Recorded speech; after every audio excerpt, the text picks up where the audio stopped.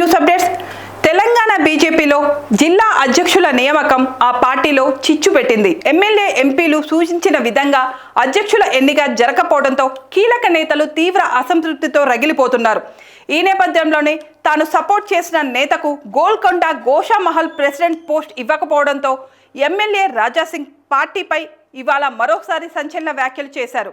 ఈ సందర్భంగా ఆయన మాట్లాడుతూ ఇటీవల తాను పార్టీలో వేధింపులు తట్టుకోలేకపోతున్నానని రాజాసింగ్ కామెంట్ చేశారు. పార్టీకి తన అవసరం లేదని చెప్తే ఇప్పటికిప్పుడు పార్టీ ప్రాథమిక సభ్యత్వానికి రాజీనామా చేస్తానని అన్నారు.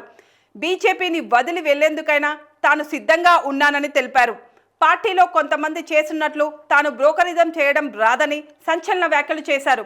గోల్కొండ గోషామహల్ జిల్లా బీజేపీ అధ్యక్ష పదవిని బీసీ లేదా ఎస్సీ వ్యక్తికి ఇవ్వాలని సూచిస్తే కనీసం తన్ను పట్టించుకోకుండా ఎంఐఎం పార్టీ నేతలతో అంటకాగే వ్యక్తికి అధ్యక్ష పదవిని కట్టబెట్టారని ఫైర్ అయ్యారు. అలా చేశారని పార్టీలో ఉన్న ఓ ముఖ్య నేతను ప్రశ్నిస్తే నిర్లక్ష్యంగా సమాధానం ఇచ్చారని కామెంట్ చేశారు. తన నియోజకవర్గంలో కాకుండా హైదరాబాద్ పరిధిలో ఇప్పటికే తాను కాంగ్రెస్ పార్టీతో యుద్ధం చేస్తున్నానని అన్నారు. గోల్కొండ గోషామహల్ జిల్లా అధ్యక్ష పదవిని తాను సూచించిన వ్యక్తికి ఇవ్వకపోతే పార్టీకి రాజీనామా చేస్తానని ఎమ్మెల్యే రాజాసింగ్ అన్నారు.